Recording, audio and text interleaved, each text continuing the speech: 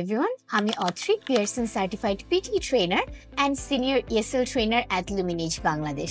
আজকে আপনাদের সামনে নিয়ে এসেছি রুশাফি আপুকে, যিনি পিটিতে খুবই ভালো একটা রেজাল্ট করেছেন। উনি ওভারঅল 83 পেয়েছেন। চলেন ওনার কাছ থেকে ওনার এক্সপিরিয়েন্স শুনে আসি। আপু কেমন আছেন? আলহামদুলিল্লাহ ভালো, আপনি কেমন আছেন? আলহামদুলিল্লাহ ভালো। আপু আপনি যদি বলতেন যে কেন পিটি কেন চুজ করলেন? আচ্ছা, পিটি হচ্ছে আমি যেহেতু অস্ট্রেলিয়াই আমার মেইন টার্গেট, আর অস্ট্রেলিয়াতেই আমি যাবো ইনশাল্লাহ। তো এই জন্য আসলে পিটিটাই চুজ করার কারণ আমি শুনেছি অস্ট্রেলিয়াতে হচ্ছে পিটি খুবই পপুলার, আর আমার টাইমটা খুবই শর্ট ছিল। তো উইদিন 2 উইকস আমাকে হচ্ছে এক্সাম দিতে হতো। দ্যাটস ওয়াই আমার কাছে মনে হচ্ছে পিটিটাই ইজি হবে আমার জন্য, তাই আর কি পিটির জন্যই ট্রাই করা। আপু আপনি যদি আপনার পিটির এক্সপেরিয়েন্সটা বলতেন, একদম শুরু থেকে আমরা শুরু করি। লুমিনেজের ইনফরমেশন আপনি কিভাবে পেলেন? লুমিনেজের ইনফরমেশন আসলে আমি ফেসবুকে র্যান্ডমলি পিটি নিয়ে দেখতে দেখতেই পেয়ে যাই, বিভিন্ন অ্যাডভার্টাইজমেন্ট আসে। তো এরকম আমার কাছে মাল্টিপল অপশন ছিল। তো এখন যদি লুমিনেজের কথা জিজ্ঞেস করা হয়, তাহলে আসলে আমি লুমিনেজের কথা আমি আইএলটিএস প্রিপারেশন নিয়ে একসময় তখন আমি শুনি। তো তারপর আসলে পিটির ক্ষেত্রে চুজ করার জন্য যেটা আমি লুমিনেজকে আমি প্রিফার করি। ওকে আপু, সো আপনি যখন লুমিনেজে আসলেন, আপনার এনভায়রনমেন্ট এন্ড এভরিথিং কেমন লেগেছিল? অফিসটা কেমন লেগেছে? ভালোই লেগেছিল, খুবই কর্পোরেট একটা ভাইবস আছে এখানে। তো সেই জন্য আসলে ওভারঅল ভালোই লেগেছে আমার কাছে। আর আপনার ক্লাস নিয়ে যদি বলতেন যে আপনার ক্লাসগুলো কেমন লাগলো, তারপর আমি আপনাকে মক নিয়ে জিজ্ঞেস করবো। তো প্রথমে একটু ক্লাস নিয়ে শুনি। আচ্ছা, আমি অ্যাকচুয়ালি হচ্ছে 5 ডেজের একটা কোর্স নেই, ইন্টেন্স কোর্স। তো আমার ওভারঅল একটা আইডিয়া ছিল পিটি সম্পর্কে, আমি ইউটিউব থেকে আসলে আইডিয়াগুলো নিই। বাট বিভিন্ন রকম আইডিয়া থাকার কারণে যেটা হয় যে মাথায় একটা কনফ্লিক্ট তৈরি হয় যে কোনটা চুজ করব, কোনটা অ্যাপ্রোচ করব। তো তখন আসলে আমি ইন্টেন্স কোর্সে যাই।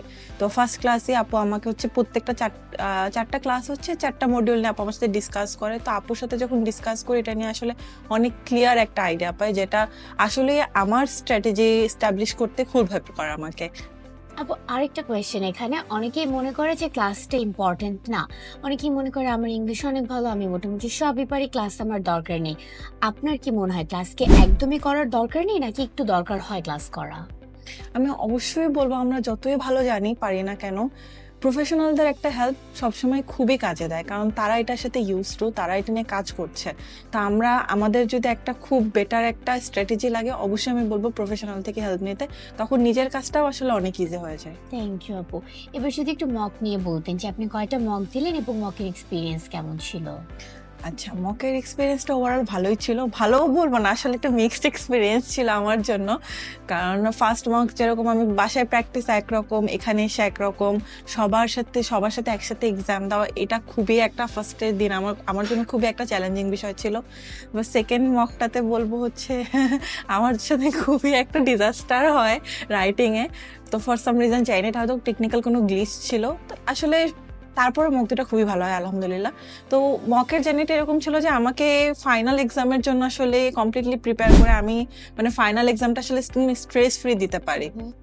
আপু আপনার মার্কার নিয়ে একটা ইস্যু হয়েছিল, সো আপনি স্টুডেন্টদেরকে কি সাজেশন দিবেন? হ্যাঁ, আমার জন্য মকের বিষয়গুলো এরকম ছিল যে আমি প্রত্যেকদিন এভরিডেতেই কিছু না কিছু হচ্ছে ফেস করতাম। লাইক হলো একদিন হচ্ছে আমি ফার্স্ট ডেতে এসে দেখলাম যে আমার মার্কারে কালি আসতেছে না। তো যখন আমার একটা পার্ট ছিল রিটেল লেকচার, তো আমি যখন শুনে লিখতে যাচ্ছি, আমি লেখা শেষ করতে লিখে এটা বুঝতেও পারতেছি না, লিখতেও পারতেছি না। লাস্ট আমাকে যেটা করতে হলো, আমাকে পুরোটা হলো কম্পিউটারই হলো গিয়ে বা নিজেকে মনে রেখে করতে হলো। একই রকম ভাবে যখন সামারাইজ স্পোকেন টেস্ট ছিল, আমাকে শুনে আমাকে ল্যাপটপেই হলো লিখতে হলো বা পিসিতেই হলো লিখতে হলো। এটা ছিল ফার্স্ট দিন এক্সপিরিয়েন্স। তারপর সেকেন্ড দিনের এক্সপিরিয়েন্স সেকেন্ড দিন থেকে আসলে মার্কার, সেকেন্ড দিন আরেকটা যেটা হয় যে আমি লিখতে গিয়ে, আমাদের যেহেতু ইরেজেবল হচ্ছে পেপার থাকে, তো ওখানে লিখতে গিয়ে আমি আসলে নোটিস করি না, আমার পুরো লেখা আসলে হাত দিয়ে মুছে যায়। তো এরকম যে এক্সপিরিয়েন্সগুলো, এটা আসলে শুধুমাত্র এই এক্সপিরিয়েন্সের জন্য যেটা দেখা যায় যে ফাইনালে গিয়ে আমার ওগুলো কমপ্লিটলি মাথায় থাকে যে না, আমাকে এভাবে লিখতে হবে, আমি এটা করতে পারবো না, এটা করতে পারবো না। আর যেহেতু মার্কার দিয়ে আমরা লিখি, এই বিষয়টাকে আমাদের খুবই কেয়ারফুল থাকা উচিত আসলে সবার জন্য। আমার মনে হয় যে এটা স্টুডেন্টদের জানা অনেক দরকার ছিল। অনেকেই এই মক দেয় না, মনে করে আমার দরকার নেই, আমি মেইন এক্সামে একেবারে দিয়ে ফেলবো। ছোট ছোট চ্যালেঞ্জ যে হতে পারে, এটা নিয়ে তারা আসলে ইউজ টু থাকে না এবং মেইন পরীক্ষায় যে ভুলগুলো করে। সো এটাই আসলে আমরা চাচ্ছিলাম যে স্টুডেন্টরা জানুক যে নানা ধরনের ধরনের প্রবলেম হতে পারে, বাট ডিফিকাল্টিস গুলো যদি মকে ফেস করে ফেলি আমরা, তাহলে মনে হয় মেইন এক্সামটা আমরা আরো হ্যাঁ, ভালো দিতে অবশ্যই। পারবো। আচ্ছা, এরপর আপু যদি আপনি তো আইএলসও দিয়েছেন আপু, সো আপনি যদি আইএলস ভার্সেস পিটির কম্প্যারিজনটা করতেন এবং যদি আপনি স্টুডেন্টদেরকে হেল্প করতেন, অ্যাকর্ডিং টু ইউ কোনটা ভালো হবে তাদের জন্য চুজ করা?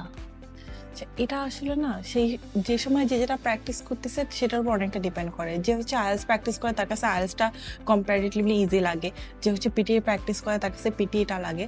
তো এটা নিয়ে আমি আসলে কোনো কনক্লুশনে যাব না আইএলস বেটার পিটি বেটার, দুই রকম ভাবে প্রিপারেশন নিতে হয়। তো এটা আসলে যার যার প্রিপারেশনের উপরে ডিপেন্ড করে। তবে আইএলসের যেটা ভালো যেটা হচ্ছে পেপার বেসডও দেওয়া যায়, কম্পিউটার বেসডও দেওয়া যায়। কেউ যদি কম্পিউটারে কনসেন্ট্রেশন রাখতে না পারে সেক্ষেত্রে আমি অবশ্যই বলবো আপনি আইএলস দিতে পারেন, কারণ আপনি পেপারে হচ্ছে ফোকাসটা রাখাটা খুব ইজি, কম্পারেটিভলি হচ্ছে আপনি স্ক্রিনে হলো ফোকাস রাখবেন।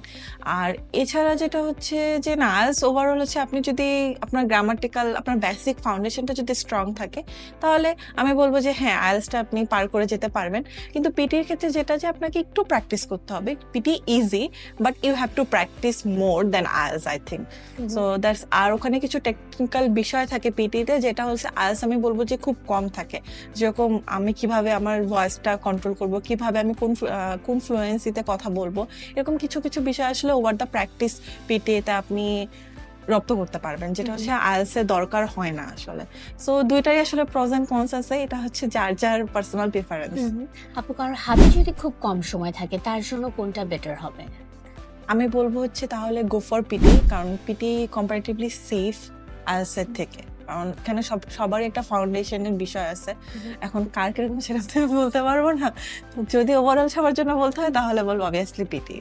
ফার্স্ট একটু মানে ডিফিকাল্ট মনে হবে, একটু পেইন লাগবে, বাট ওভার দ্য টাইম কিছুদিন প্র্যাকটিস করলে, 1 উইক প্র্যাকটিস করলে দেখা যায় যে না আমি বুঝতে পারতেছি যে আসলে আমার কোথায় সমস্যা কোথায়।